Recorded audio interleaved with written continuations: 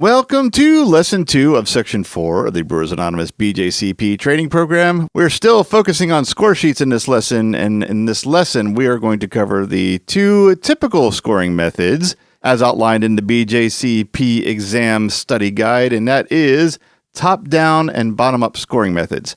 Now, in real life, you're most likely going to come up with a method of your own that borrows from these two methods. For the sake of an introduction to scoring and to cover the exam material, we're going to take a look at these two methods in this lesson.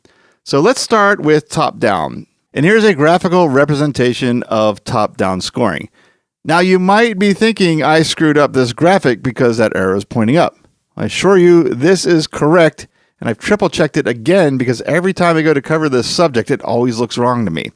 In this method, you start with a total score, and from there, you distribute the points to the individual characteristics. Think of the term top-down scoring more conceptually than literally. The total score is the top, and then it trickles down to the characteristic scores, regardless that the actual scores go in the opposite order on the score sheet. So as an example, we've sampled a beer, we took in its aroma, we looked at its appearance, we sampled the flavor a few times, we concentrated on the mouthfeel. Having done all this, we decided the score of this beer is 37 out of 50. Now we have to establish how much of those 37 points go into each component of this beer, but not exceed the maximum score of each component. So let's say we start off with aroma. It's pretty good, not entirely perfect. All the character that we want from this beer is there, it's just a little light. So we think it could be slightly richer overall, and we go with a 9 out of 12 for aroma. Then let's say we move on to appearance. Color is good, the head looks nice on pour, but it's not quite as clear as the style guidelines suggest it should be, so it's a 2 out of 3. So we continue down the sheet and fill out all our numbers, and we make sure that those numbers add up to the total score we already wrote down, which is 37, and in this case, they do.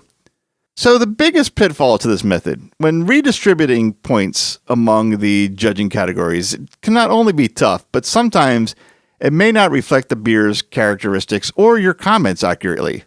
Using this example, let's say we wrote some really positive comments on the aroma and only mentioned that it should be slightly richer as one of the things against it. 9 out of 12 might seem a little low. It might be closer to 10 or 11. Conversely, in flavor, which we gave a 15, which is pretty good, maybe the flavor is more off than the aroma, and that's what keeps this beer from being a 40-point beer or higher. 15 doesn't really reflect that. Maybe 12 or 13 does. These are just things to consider as you choose your method for judging, and more importantly, these are things that may be asked on the exam. So let's move on to the second method, which is bottom-up. And here's a graphical representation of the bottom-up method, and as you can see, and as you probably guessed, it's basically the opposite of the top-down method. In this method, we start with the individual components and work our way down to the total score. This method typically does start at the top. You tend to want to capture those volatile aromas right out the bat, even though appearance is technically the first thing you do experience when judging a beer. So the theoretical beer in this scenario, we start with the aroma, pretty good, not perfect, needs to be richer, so 9 out of 12. We move on to appearance. The same as we said before, the only issue is it's not quite clear enough for style, so we give it a 2 out of 3. We keep going through the sheet, adding our notes, putting down our scores, and then when we're done, we add them up, and in this case, we come to a total score of 37 again. Now, the argument for this method is that you might be setting a standard that doesn't reflect the entire beer accurately from the start. In this case, a 3-point deduction for a minor aroma issue might set a standard of deducting too many points for every issue as you go through the score sheet.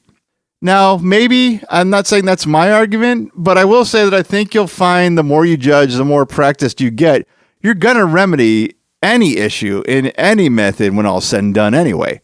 And that goes on to the idea of a combination of these methods and revision.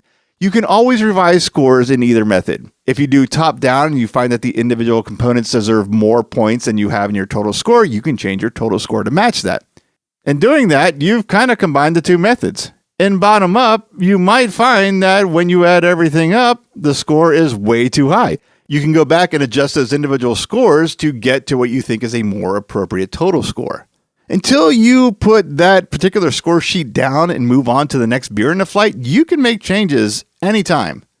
These methods are not hard and fast rules. You don't go through one of these methods and you're completely done. There's always a chance to adjust. These methods were developed to help you in the process if you need them. And they've also been presented because, like I say, I think in every video, they're covered in the exam. So that brings us to the end of another lesson and the end of another section. So let's move on to section 5 and talk about the style guidelines. I'll see you in that next section.